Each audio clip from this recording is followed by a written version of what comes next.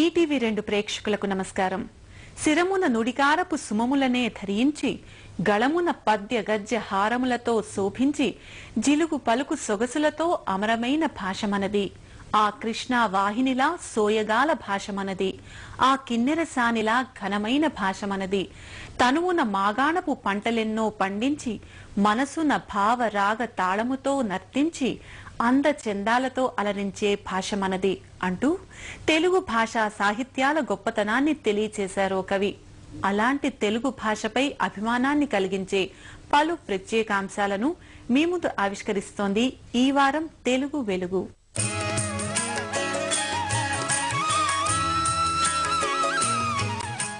వారం వారం ప్రేక్షకుల్ని విశేషంగా ఆకట్టుకుంటున్న తెలుగు వెలుగు ప్రశ్న ఇప్పుడు మీకోసం.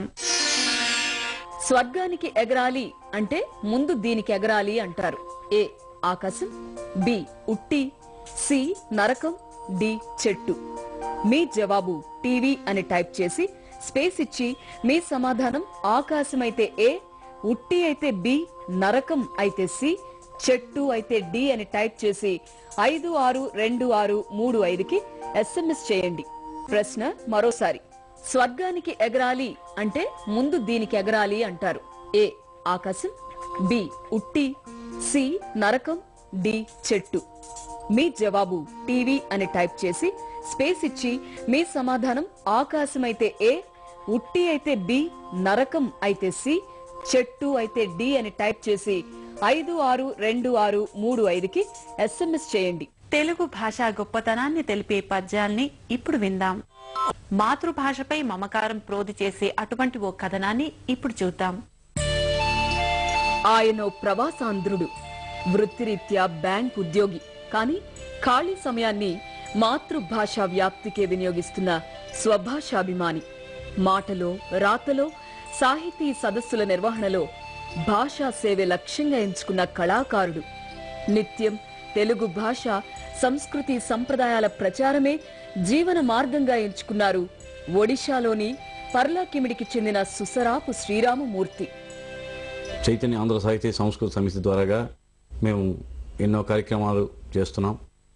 మేము ముఖ్యంగా పిల్లలకి వ్యాసరచన పోటీలు, భగవద్గీత శ్లోకాల పోటీలు, పిల్లలకి తెలుగు పరిచయం ఎక్కువ కావాలని, తెలుగు నేర్చుకోవాలి, తెలుగు చదవాలి, తెలుగు 10 కాలాల పాటు వాళ్ళ హృదయాల్లో పదిలిపరచుకోవాలన్న ఉద్దేశంతో మేము ఈ కార్యక్రమాలు తరచుగా చేయడం జరుగుతుంది. శ్రీరామమూర్తి చిన్ననాటి నుంచే గాయకుడిగా పేరు తెచ్చుకున్నారు.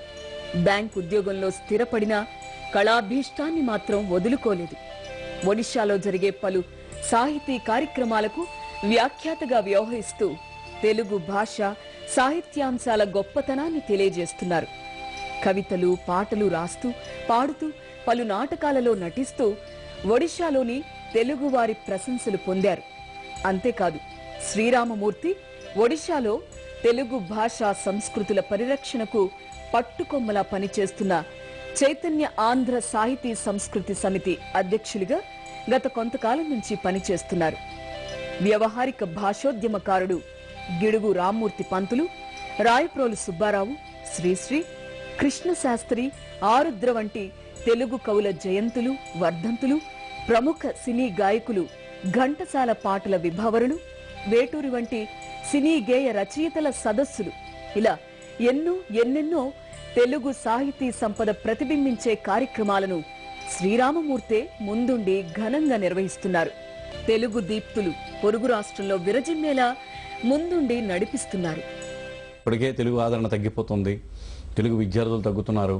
కాబట్టి రాబోయే రోజుల్లో తెలుగు పిల్లలకు కూడా మనం సామెతలని, పొడుపు కథలని, తెలుగు పాటలని, తెలుగు లలిత గీతాలని అన్నీ నేర్పించాలి అన్న ఉద్దేశంతో మేము కూడా ప్రతిరోజు ప్రతివారం కూర్చొని తెలుగు కార్యక్రమాలు, జయంతులు, వర్ధంతులు చేయడం జరుగుతుంది. సుసరాపు శ్రీరామమూర్తి ఏ కార్యక్రమం నిర్వహించినా ఒడిశాలో క్రమక్రమంగా తగ్గిపోతున్న తెలుగు భాషా బోధన గురించే ఆవేదన చెందుతూ ప్రసంగిస్తారు. దానిని పరిరక్షించుకోవాల్సిన బాధ్యత గురించి ప్రజల్ని చైతన్యవంతుల్ని చేస్తారు. ఒరిస్సాలో పర్లాకిమిడిలో మేము చదువుతున్నప్పుడు చాలా మంది ఉపాధ్యాయులు ఉండేవారు, చాలా మంది విద్యార్థులు ఉండేవారు. పాఠ్యాంశం తెలుగు పాఠ్యాంశం ఉండేది మాకు. ఇప్పుడు రాను రాను క్రమేణా తగ్గిపోతుంది. తెలుగు విద్యార్థుల సంఖ్య గణనీయంగా తగ్గిపోవడానికి కారణం తెలుగు ఉపాధ్యాయుల కొరత. తల్లిదండ్రులు కూడా చెప్తున్నారు, మా పిల్లలకి ఏ పాఠశాలలో పెడతాం, మా పిల్లలకి తెలుగు ఎలా వస్తుంది, ఉపాధ్యాయుల కొరత ఎక్కువగా ఉంది.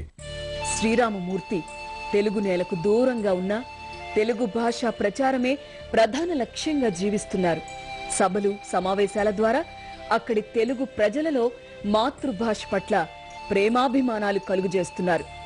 నిత్యం తెలుగు పలుకుల్లోని ఆత్మీయతను అక్కడి ప్రజలకు పంచుతూ ఆ మార్గంలోనే అలుపెరగని బాటసారిగా సాగిపోతున్నారు తెలుగు భాషా ప్రేమికుడు సుసరాపు శ్రీరామమూర్తి. మరిన్ని విశేషాలు చూసే ముందు స్వల్ప విరామం.